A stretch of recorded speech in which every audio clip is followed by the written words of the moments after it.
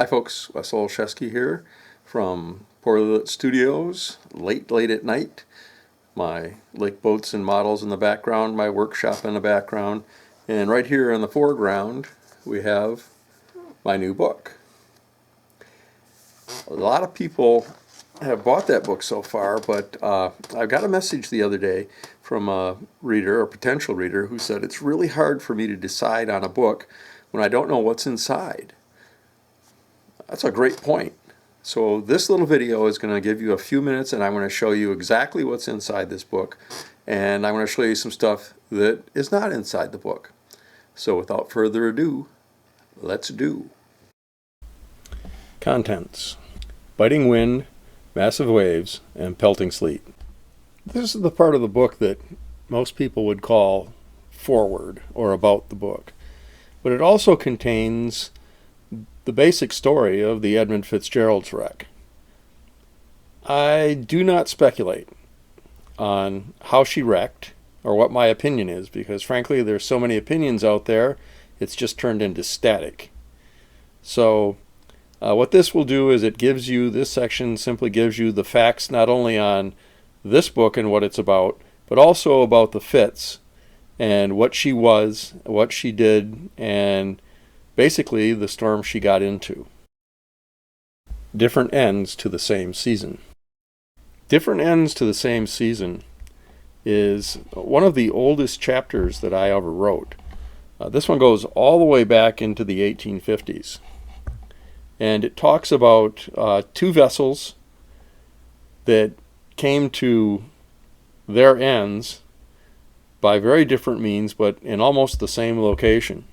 It's also the story of how captains in the olden days of the 1850s or so actually bartered their vessel services to get things for themselves, such as coal for their homes or shingles for their roofs, or even cattle. It takes place on Lake Erie, and primarily it's a Buffalo chapter, about the city of Buffalo and some of the characters that were there. A very shory season. This is about the early days of the locks at Sault Ste. Marie. You'll read about the opening of the locks. You'll read about the very first business that went through the locks. Believe it or not, the richest business that was going on in those days of the late 1850s was tourism. And there was a vessel that was built specifically to carry those tourists. And we'll take a look at her very short season. Fortunately, the historian Brendan Baylod reached into his collection and found a photo, not of that vessel because she wasn't around very long, but of her twin sister. That boat was being built at the same time that the boat in the story was being wrecked. So we know what she looks like, because she was built for the exact same reason, by the exact same guy, in the exact same place.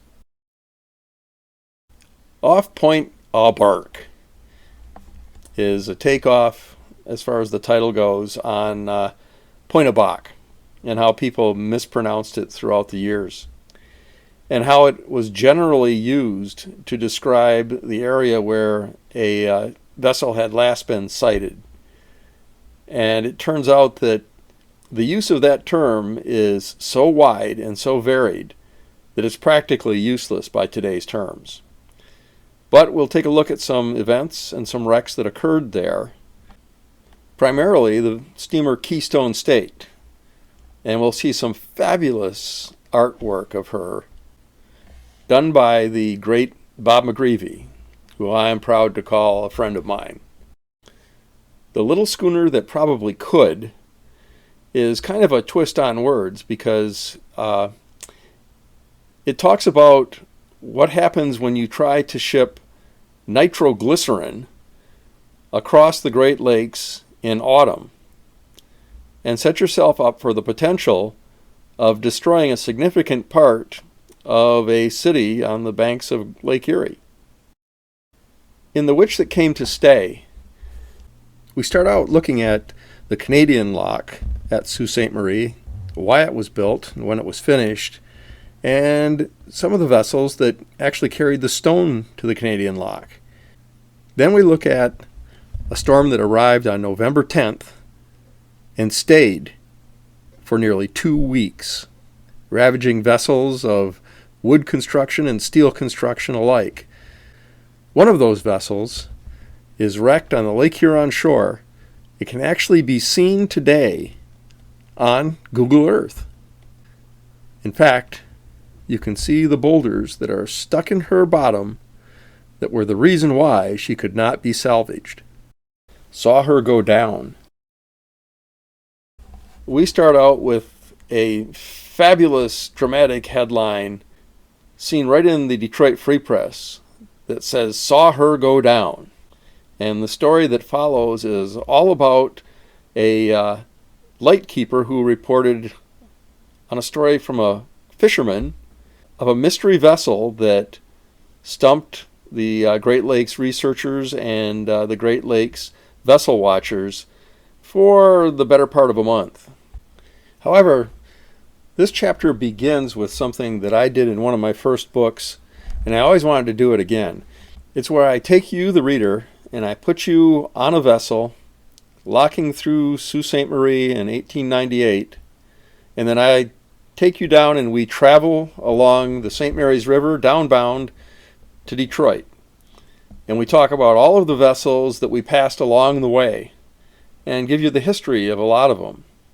All the while we're riding aboard the Frank Rockefeller, a whaleback steamer, towing a barge number 104. In researching this chapter, I found that there was a vessel called the William Brake. It was a schooner.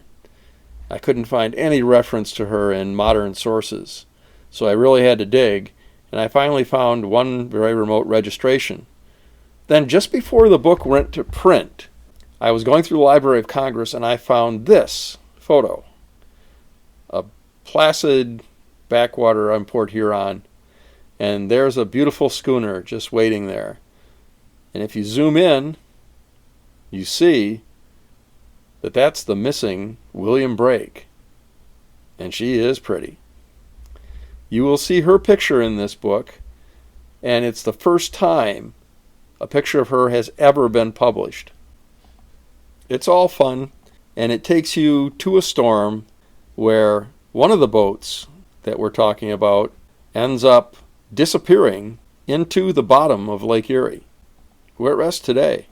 And in the end, we discover what the fate of Henry Ottinger was. Yes, he was on the mystery vessel that everyone was looking for. Deadly bait. When someone works for a company whose primary duty was always salvaging vessels, and then they turn themselves into a cargo carrier, sometimes it's hard to get the salvage part out of the blood of the people who work for you. And in this case, Lake Huron reached out and provided some bait for the crew of a Canadian steamer. And it was more than they could resist, and far more than they should have taken. The story itself begins and ends in a courtroom. Double Jeopardy. The story that I titled Double Jeopardy begins and ends on Georgian Bay.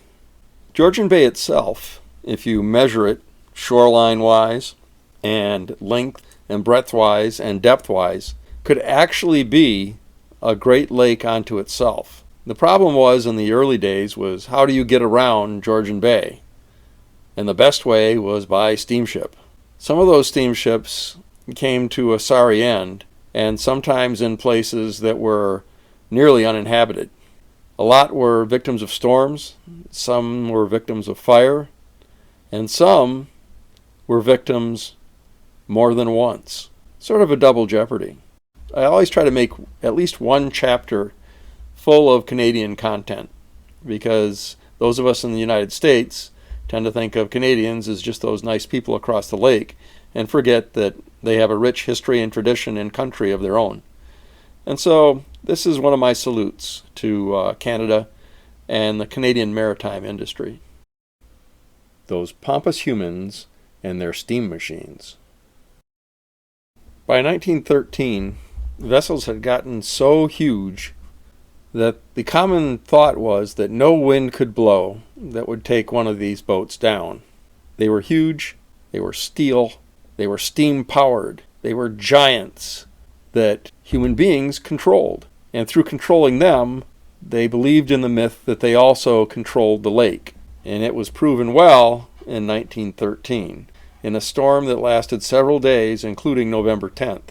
In this chapter, we'll discover that pretty much no vessel of that era and size could have survived the waves and winds that blew during that storm.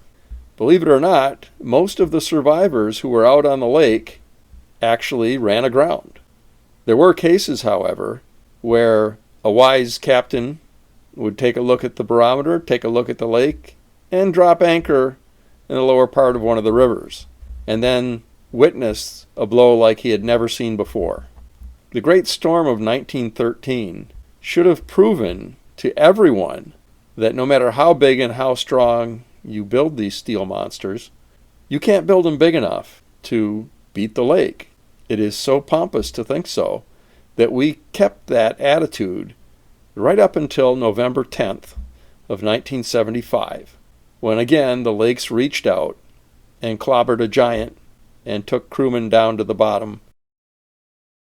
This book only covers a few of the storms that took place and the shipwrecks that took place on or around the date of November 10th.